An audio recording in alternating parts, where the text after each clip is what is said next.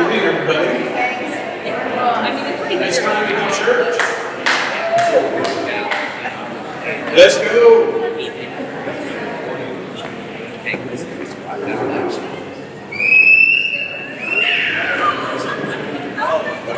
Glad to see you all again. Andy went out and got some fancy donuts this morning. Did you guys see those things? Happy time. Will everybody get seated?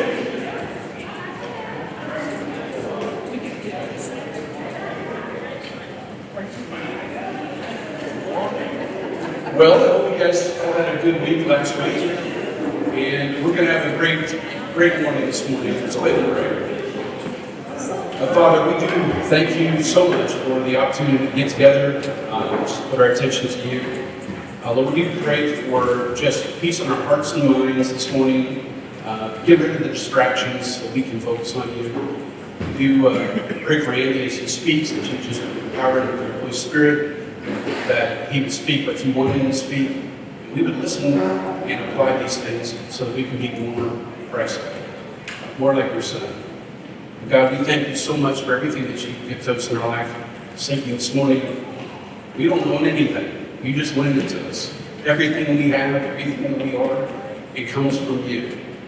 And we're so grateful for that. We thank you that you are a gracious and merciful God. And we love you so much. We pray this in your Son's name, Jesus. Amen. Amen. So, off those 4 songs, can anybody guess what we're talking about this morning? Yeah, resurrection from the dead. Yeah, there's been, all 4 songs had to do with that. So I just wondered if you were going to get that subliminal, kind of that low. Yeah. Oh. Well, we're continuing talking about the miracles of Jesus, and today we're getting to a pretty famous one, and it's a really neat miracle, and it's only found in the Gospel of John. So it's a longer passage of Scripture, so stay with me. It's 46 verses long. So Tim has already memorized it, and we're going to allow him to just quote it for us. I know you've got one of the verses memorized in this passage. Boom! Ruby nailed it. That's probably the limit.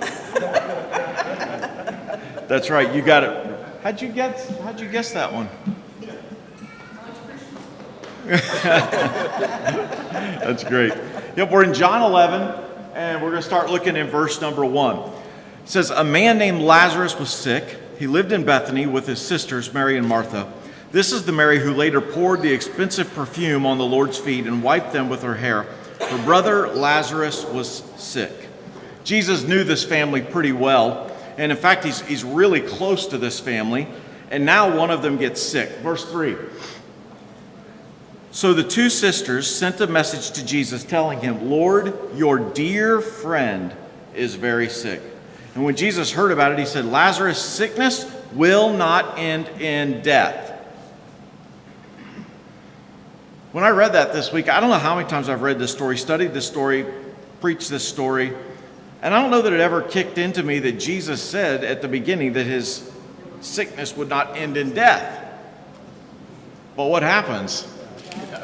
He died. But it didn't end there. So it's not the end of the story. So Lazarus' sickness will not end in death. No, it happened for the glory of God, so that the Son of God will receive glory from this.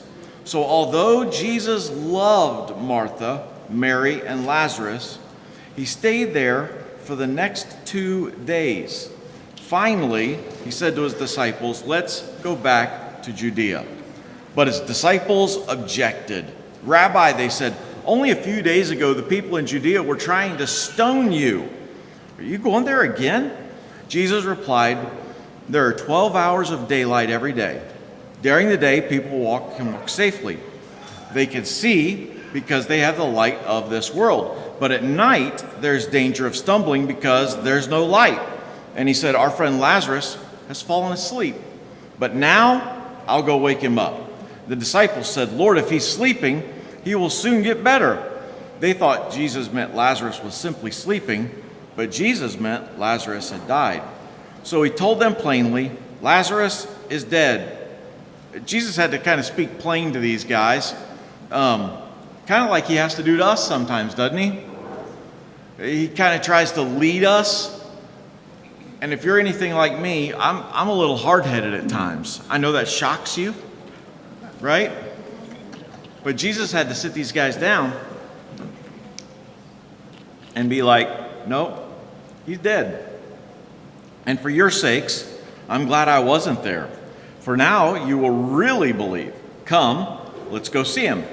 Thomas, nicknamed the Twin, said to his fellow disciples, let's go too and die with Jesus. I mean, you can almost feel the sarcasm. I mean, I don't believe this was Thomas standing up with great faith, saying, let's go die with Jesus. I don't see that in here. Thomas was also known as what? Doubting Thomas, not the man of great faith. So I can see him kind of just sitting there in the back going, oh, let's just go die with Jesus. And when Jesus arrived at Bethany, verse 17, he was told that Lazarus had already been in the grave for 4 days. Bethany was only a few miles down the road from Jerusalem, and many of the people who had come to console Martha and Mary in their loss. When Martha got word that Jesus was coming, she went out to meet him, but Mary stayed in the house. Martha said to Jesus, Lord, if you had only been here, my brother would not have died. But even now I know that God will give you whatever you ask. Jesus told her, your brother will rise again. Yes, Martha said, he will rise when everyone else rises at the last day. Jesus told her, I am the resurrection and the life. Anyone who believes in me will live, even after dying. Everyone who lives in me and believes in me will never die. Do you believe this, Martha? Yes, Lord, she told him. I have always believed you are the Messiah, the Son of God, the one who has come into the world from God. And she returned to Mary. She called Mary aside from the mourners and told her, the teacher is here and wants to see you. So Mary immediately went to him. Jesus stayed outside the village at the place where Martha met him. When the people who were at the house consoling Mary saw her leave so hastily, they assumed she was going to Lazarus' grave to weep. So they followed her there. When Mary arrived and saw Jesus, she fell at his feet and said, Lord, if only you had been here, my brother would not have died. Same thing her sister said. When Jesus saw her weeping and saw the other people wailing with her, a deep anger welled up within him, and he was deeply troubled. Where have you put him? He asked them. And they told him, Lord, come and see. Then, there it is, Ruby's verse. Jesus wept. And the people who were standing nearby said, see how much he loved him. But some said, this man healing a blind man, couldn't he have kept Lazarus from dying? Jesus was still angry as he arrived at the tomb, a cave with the stone rolled across its entrance. Rolling the stone aside, Jesus told them, but Martha, the dead man's sister, protested, Lord, he's been dead for 4 days. The smell will be terrible. Yeah. You ever been around something that just stank? There's nothing that stinks like death. When I lived in Kentucky, you guys know I grew up in Kentucky and I loved to hunt. And so I would bow hunt, and our deer season opened the first weekend in September. So it could be hot. And it was hot that first weekend. I think we were in the mid-90s. And I shot a deer, and that's how, I didn't make a lot of money at that time, and still don't make a lot of money, but really didn't make much money then. And that's how we fed our family. That was our meat. So I would shoot them, we processed them, we butchered them, we did everything, we put it in the freezer, and that's how we fed our family. So I butchered this deer, and I hung it up and did all that, processed it. And I took the skeleton and the skin and everything, and the dumpster at the church, because we lived next door to the church, the dumpster got emptied every Monday morning. So this was Monday morning, and I thought the dumpster guy hadn't been here yet. There was still some stuff in there. I thought, perfect. Threw that carcass in the dumpster, didn't think about it. It was in the 90s all week, and the dumpster guy didn't come. And about Wednesday, my dad came looking for me and told me, I don't know what it is. I don't want to know what it is. Get it taken care of. You could smell it as soon as you pulled onto the church property. And the dumpster was all the way around the back of the building. I mean, it was not, but you could smell it. And it was bad. And I was in a lot of trouble. And so whenever I read this story, I think about that deer in that dumpster when it was almost 100 degrees. It stank. And when I read this, I see that, and I'm like, oh, the smell was terrible. I know that smell. I don't do well with smells. It was going to be bad. So what happens? Jesus responded, "Didn't I tell you that you would see God's glory if you believe?" So they rolled the stone aside. Then Jesus, looking up at heaven, said, "Father, thank you for hearing me. You always hear me.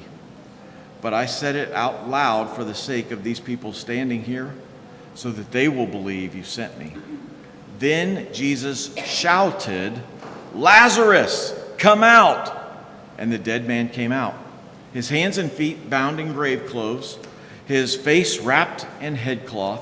And Jesus told them, "Unwrap him and let him go." I've heard all kinds of preachers preach on this passage and heard people talk about this story and say that, Jesus said, "Lazarus, come out," because if he just said come out, everybody would have come out. And I don't know if that's true or not, but it sounds really cool. But that's what Jesus did. He yells, "Lazarus, come out," and Lazarus actually came out. Many of the people who were there with Mary believed in Jesus when they saw this happen. I would say so. Wouldn't you believe if you saw something like that? Jesus raising somebody from the dead? But some went to the Pharisees and told them what Jesus had done. Some of the people decided they were going to get the religious folks involved, and we've looked at this 6 ways to Sunday about every time that the religious people get involved, what happens? Trouble, yeah. It's not pretty. The religious people, the people who should have been the most excited for the miracles Jesus performed, get ticked. And that's what's going to happen here. In fact, they begin to plan Jesus' death. But this is a cool miracle, bringing somebody back to life who had been dead. And there were several times in my life that I wished I could see that happen. I wished that this miracle could have been performed with people around me. I think back to when my grandfather passed away. I was very, very close with my grandfather. I mean, very, very close. When I was a boy, I fell into his pond, and my grandfather pulled me out, and I was pronounced dead and was brought back. I think about that. I would pick him up, and we'd go to lunch all the time, and he and I were very, very, very close. And I could wish, I remember standing at his funeral at the side of the caskets thinking, this would be so awesome if Jesus raised him from the dead. I'm sure there's been times in your life when you've thought something similar to that, when you've lost somebody who was close to you. And we pray and we pray and we pray for God to heal them, and then they pass away. And we stand there by their grave, we stand there by their casket, and we can't help but ask, why, God? You missed your chance to heal them. You missed the deadline to show up. And that's why I call this miracle when God misses your deadline. We all have deadlines that we feel like God needs to act by. God, I need you to show up, and I need you to do it at this time. And that's what the two sisters said to Jesus, right? Lord, if you had been here, my brother wouldn't have died. And it'd be easy for us to armchair quarterback, Monday morning quarterback Jesus every time with every one of his miracles, but especially with this one. Jesus, if you had just been there. And we could think that way in our own circumstances and in our own situations when we're standing next to someone we love's casket. Jesus, if you'd have only showed up, we wouldn't be standing here right now. We wouldn't have lost this person. And every week I give you the big idea of the miracle, and here's the big idea of this miracle today. God's delays are not proof of his absence. Sometimes Jesus allows situations to become impossible, so only he can get the glory when resurrection comes. Because he's the only one who can do it, right? If God showed up many times today when we're with someone struggling with a physical issue and they're close to death, they're about to die, If somehow they made a miraculous turnaround, what would people say? Man, you had some good doctors. Man, there was that one procedure they did, that one medicine they gave you, turned it all around. But when you're dead, I've not met any doctors who can fix that. When you're dead, the only one who can get the glory is Jesus. And we all love to see miracles. We love to talk about miracles. We love to see them happen until they take too long. It's just like, we've been doing church now for about 4 years, isn't it? And so for the first 3 years, I struggled with that internal bleed where I was exhausted all the time and none of the doctors could figure it out, right? I every Friday, go check in at KU, get 2 units of blood and a bag of iron every Friday night, stay till Saturday morning, go home Saturday morning, study for church. Church is Sunday. And just like the gas tank in your car, throughout the week, my gas tank would get empty. And on Friday, I'd go back and get a refill. And I think about, man, I can't tell you how many times I prayed for God to heal me. You guys prayed for God to heal me. Every pastor I know in America prayed for God to heal me. A millionaire friend that I have in Cincinnati flew our whole family to Atlanta, Georgia for this specific event and this specific preacher to pray over us. God didn't heal me. 3 years. So at the end of that time, I had everything in order. I planned my funeral out. I was ready because God didn't show up. And then God showed up. Did it through a doctor from Mayo Clinic. And would I have loved to see God just heal me completely right outright? Absolutely, I would have loved that. But he didn't choose to. We love to see miracles. We love the breakthroughs, the healings, the answered prayers, the restoration. We love all of that. But what do we hate? We hate waiting. I am not a patient person. Are you? Yes. You are, Bill? I knew you were. Pat's the patient one. To be married to Bill takes patience. I'm not real patient. And we hate waiting. We hate the silence because it feels like God's not answering. We hate the uncertainty of not knowing what's going to happen. We hate the disappointment when God doesn't show up. We hate watching things get worse. That's exactly what happened here in John 11. Lazarus is sick. Mary and Martha, I'm sure they did everything they could. They talked to every doctor in town. They probably called everybody together and they were praying for him. And then they send word to Jesus. What happens? Jesus doesn't come. At least not immediately. Didn't have a sense of urgency. Jesus was not on Mary and Martha's timeline. And here's the tension of the whole passage. Jesus could have prevented this funeral, but instead he planned a resurrection. And some of us, we get frustrated with God because our marriage is still struggling. We get frustrated with God because it feels like our prayers are not getting answered, because the healing we've been praying for ourselves or for our loved one hasn't happened. We get frustrated because our breakthrough hasn't come and our opportunity feels like it's died. Our dream, we had to bury it because it just didn't happen. And it feels like God, it feels like heaven, it feels like Jesus missed the miracle. He missed the deadline. He showed up late. But in John 11, this passage teaches us something that's really powerful for us to understand. And that is that Jesus never panicked by what feels too late. Was Jesus late? No, he's right on his time. He's right on his schedule. So in this story, there's a couple things I want us to see. Here's the first one in John 11, verse 3. It says, the 2 sisters sent a message to Jesus telling him, Lord, your dear friend is very sick. The first thing I want us to see in the story today is that God's delay is not God's rejection. Just because God didn't show up, just because Jesus didn't show up on their timeline, was not Jesus rejecting their prayer. In fact, Jesus stayed for 2 more days, and he just waited. Honestly, that kind of feels offensive, doesn't it? Why would Jesus do that? Why would he let this family, a family of people who Jesus loved, why would he let them go through the suffering of watching their brother die?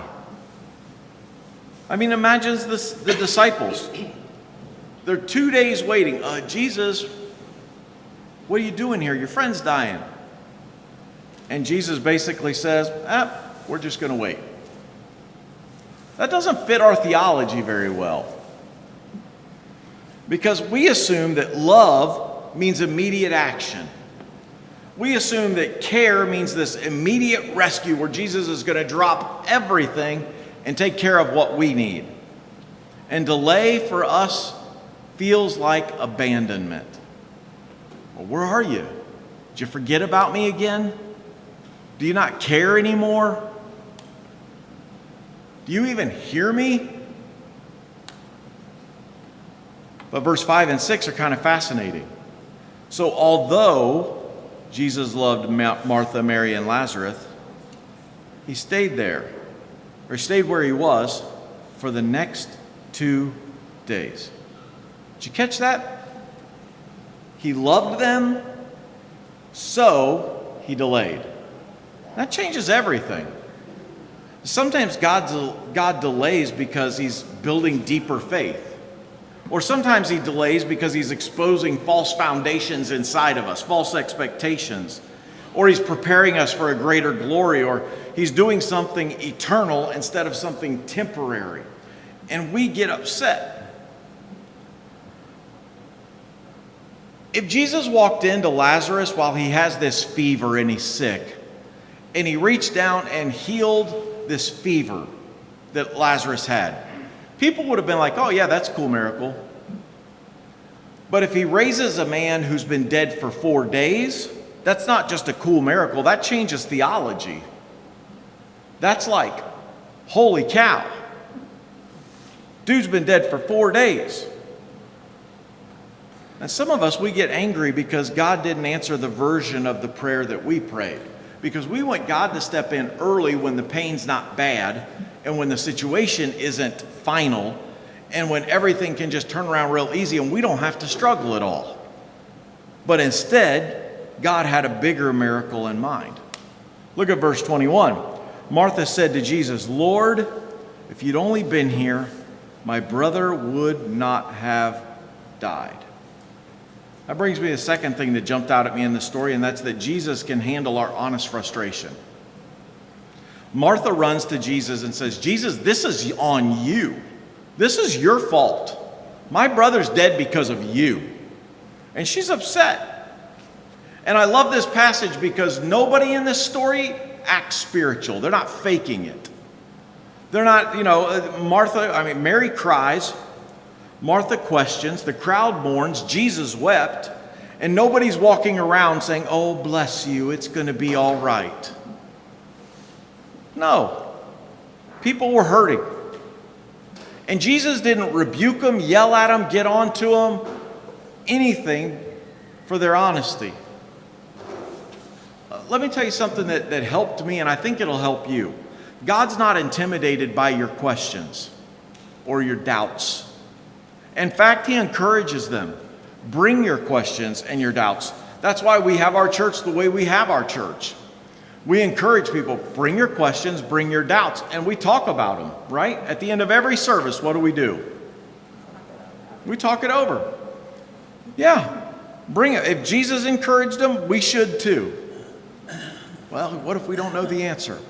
Well, guess what? I don't have all the answers. I know who does. But if we don't have the answer, at least we can encourage each other. And we're there for each other. We listen to each other. But some of us grew up in a little different way. I grew up in a way where you don't question God. He's sovereign and he's in control, and you deal with it. Don't wrestle with your faith. You just believe blindly. You don't admit when you're frustrated. You never admit disappointment. And you never yell at God. The Bible's full of hurting people who talk honestly to God. And Jesus steps into their pain. In fact, the shortest verse in the Bible is what? Jesus wept. The NLT says, then Jesus wept. The King James says, Jesus wept. There's actually one verse in the Greek that's shorter than this verse. But it's the shortest verse in the English Bible. And that verse matters. Jesus knew that the resurrection was coming. Jesus knew he was going to raise Lazarus. But he wept anyways. He still cried. Why? He knew what he was about to do. He knew he was about to see Lazarus. Why do you think Jesus cried? I think it's because Jesus isn't emotionally disconnected from our human suffering. He loved Martha and Mary. Yes? Actually, Jesus cried because he saw all the other people crying. Probably. Yeah, you're right, Joe. Thank you, buddy. Yeah, he's not disconnected from us emotionally. When he saw Mary and Martha and the others crying, it moved something inside of him. I like that he's listening. I love that our kids listen and learn. So, theology without compassion becomes religion. And none of us want to just be religious.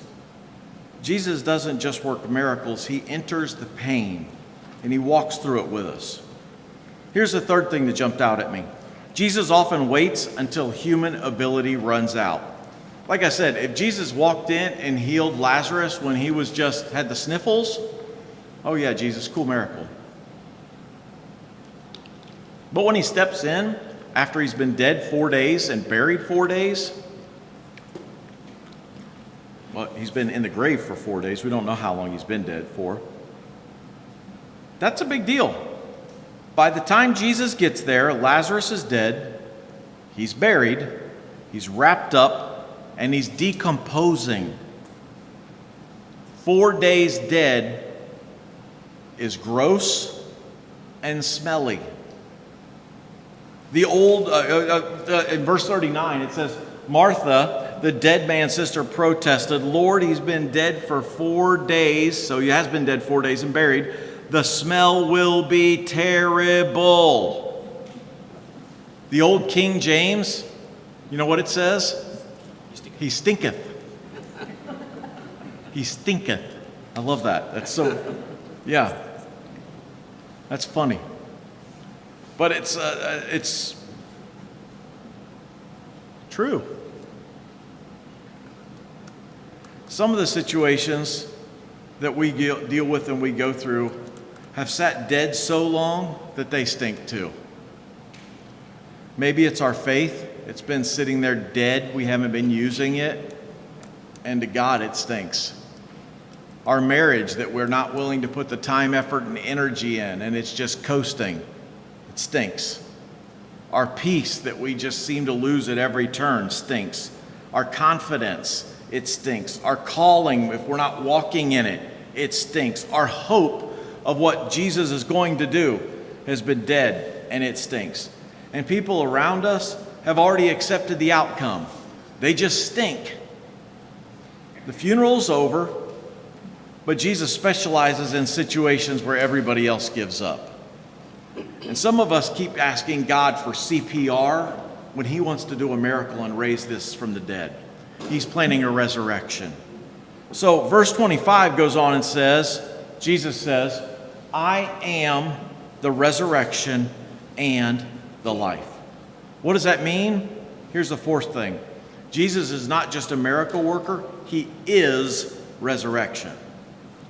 Jesus doesn't say, I'll bring the resurrection and the life. He said, I am the resurrection and the life. Not I know resurrection, not I can perform resurrection. He said, I am the resurrection.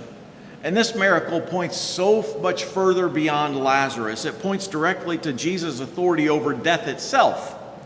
This wasn't just about making one grieving family happy. It was Jesus declaring, I have power over the thing that humanity fears the most, death. And here's some deeper theology. Sin made humanity spiritually dead. So that means religion can't resurrect us. Going to church can't heal us and make us better.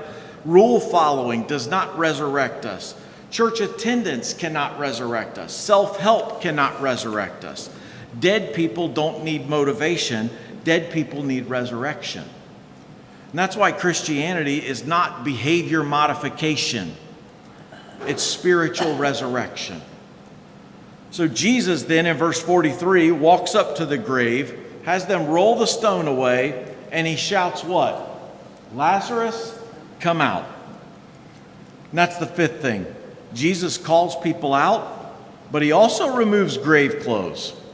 I think this is cool.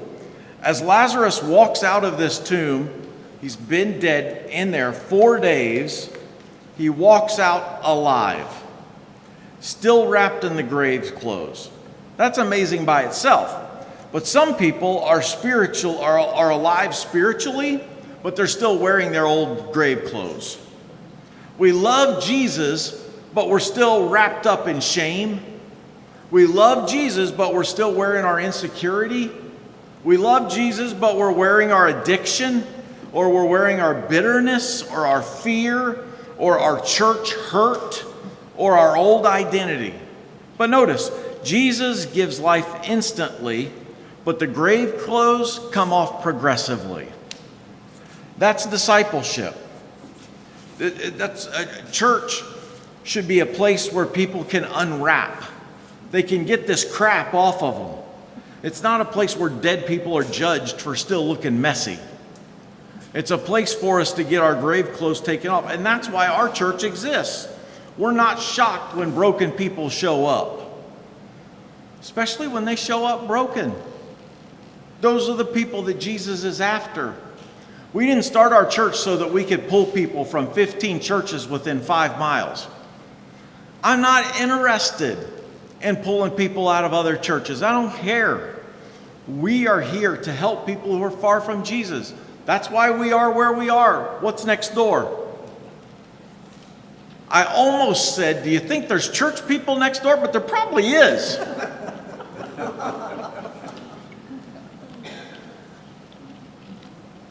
That's sad.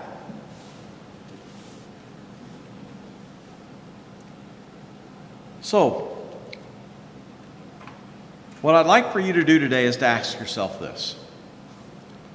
Where have I assumed God abandoned me because he delayed?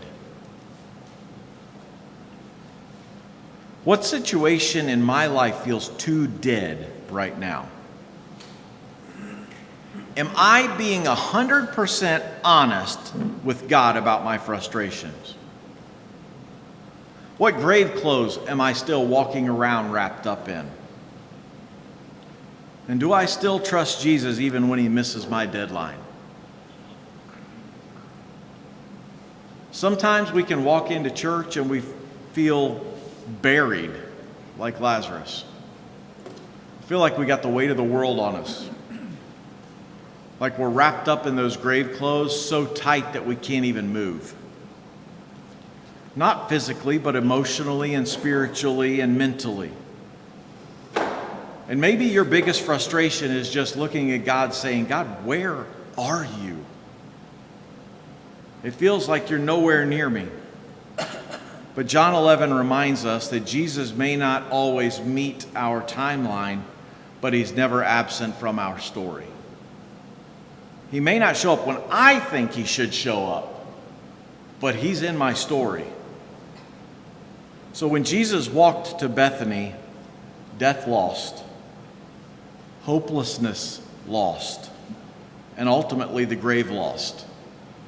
And if Jesus can stand outside a tomb and call a dead man out, he can still stand next to me and speak into my situation and call me out too. Because when God misses my deadline, it may be because he's planning a resurrection instead of a rescue.